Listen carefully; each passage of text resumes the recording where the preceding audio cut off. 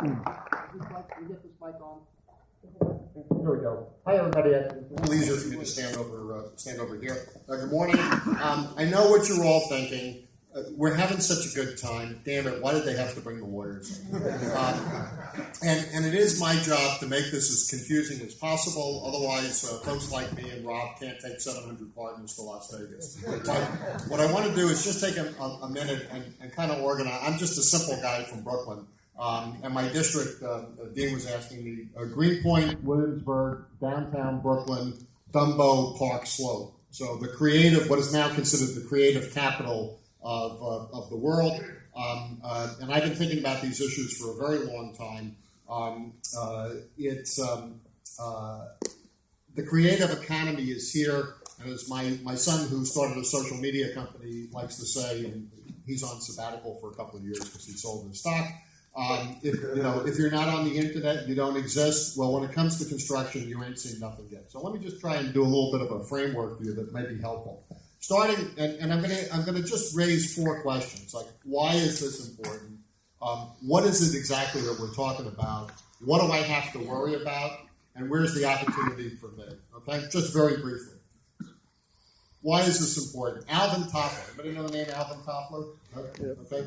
Future shock. He coined the phrase future shock. He said change was coming and it was going to come at an accelerating pace. And he said productivity is giving a ditch digger a steam shovel. It is not telling him to dig faster.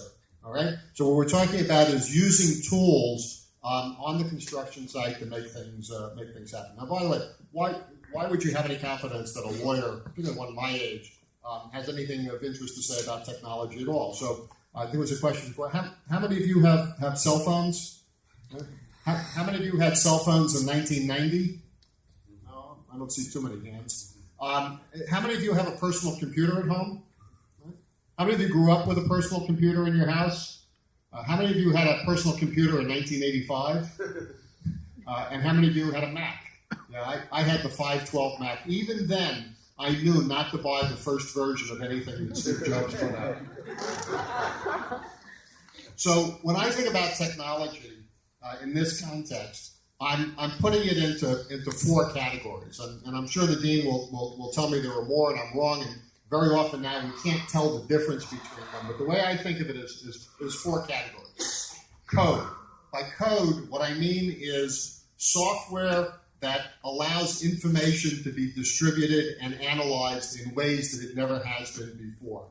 AutoCAD, you've heard a lot of references to BIM. Skanska, by the way, on any contract more than $15 million, Skanska now requires all of their subcontractors to be on BIM. It's a way of sharing information about making decisions on the job site.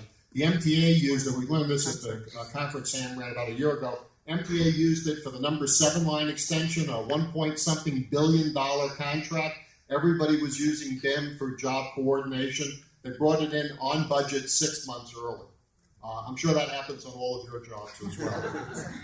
So it's the information technology, and particularly the ability to harness it, large amounts of data and data mine it, that's going to transform a lot of your work. Related to that is components. So we've got code, we've got components. By components, I mean gadgets, okay? And today, the most, you're probably seeing it now in some of your work. Sensors embedded in buildings, transmitting information so that you know whether the hot and cold of climate change is affecting that bridge, and maybe you need to do some preventive maintenance before you're dealing with a problem. We're only a few years away. You know where the robot capital of the world is right now? It's not Japan, it's Detroit. And I would predict that within a few years, maybe in our lifetimes, it may take longer, we'll see self-organizing construction sites where parts have radio transmitters in them, and they get dumped off, and the robots come, and the buildings get erected. Please do not tell the Carpenters Union I mentioned this at all. But I'm telling you that the devices themselves, 3D printers, holograms, instead of having to have a model maker produce a model of the site, the gadgets are going to be coming fast and furious because the transformation of the construction industry is just starting. The third is our chemicals. right? You like this, the alliteration, codes, the components and chemicals. Polymers, right? Polytechnic Institute in Brooklyn has a polymer center. They say that you got a tunnel, you got leaks, got some stuff, they'll spray it on it, it'll bond, it'll hold the tunnel up. Let's just hope they're a little bit more careful than the folks who sprayed the adhesives for the tiles in the big dig. And they thought they had that figured out, but they hadn't quite had it figured out. And it's because it's all new, and we're feeling our way with all of this. But polymers, nanotechnologies, steel tubes, right? Nanotubes, stronger than anything that exists on the planet right now. Someday they'll be building a ladder to the moon out of them, and we'll be lucky if we get to see it in our lifetime. So the chemistry of your business is changing as well, because the chemists have access to more data and more tools with which they can manipulate the chemicals down at the molecular level to create products that simply were unimaginable even a few years ago. And lastly, concept. Anybody heard of the Barclay Center? You know the Barclay Center? It's kind of a project in Brooklyn called Atlantic Yards. And part of it is going to be the creation of a lot of new housing, including a 52-story building that is being built by Forest City Ratner, now headed by a woman, Marianne Gilmartin. They're going to build a 52-story building with modular technology. The units are being constructed in a factory that they designed in the Brooklyn Navy Yard. They're going to be shipped over, erected on the job site. Work on that is about to begin in earnest, and it's going to revolutionize construction in New York, assuming it doesn't fall down. But the engineers assure them that they figured that out. But it's not just the technology, the Tinkertoy technology, the Lego bricks, if you will, that's important. It's the beginning to end business process that they had to figure out of designing the factories, because this is a work site that can operate 24 hours a day. Weather is irrelevant. Union issue is very difficult to figure out, but it's the business process. Henry Ford, right? Henry Ford is not remembered for the Edsel. He is remembered for the assembly line. It was the business process, the concept, keeping with my code and components and chemicals and concept structure. It's the business concept. How do you apply these technologies in ways that are different? And that is, I think, is the critical issue for all of you who are trying to figure out how to leapfrog your business from where it is to another level. And that is, you have the opportunity for the next few years to be involved with disruptive technologies. You know what a disruptive technology is? It's a thing called a BlackBerry that comes into use in 1998. Al Gore popularizes it in his 2000 campaign. It dominates the smartphone market, and it's about to be sold because they collapsed. They didn't keep up with Apple when they introduced the iPhone, another disruptive technology. So disruptive technologies are going to be coming out of the SUNY system. They're going to be coming out of other innovation centers in New York. They're coming out of neighborhoods like Dumbo. And the thing about disruptive technologies, doesn't care if you're of color, doesn't care if you're a woman, doesn't care if you had a disadvantaged background. If you can figure out a way to do it, then you can do what Napster did to the record business. You can be a part of a disruptive technology as well. Okay, so what is there to worry about? After all, the technology, it's thought through, it's carefully vetted. What could possibly go wrong?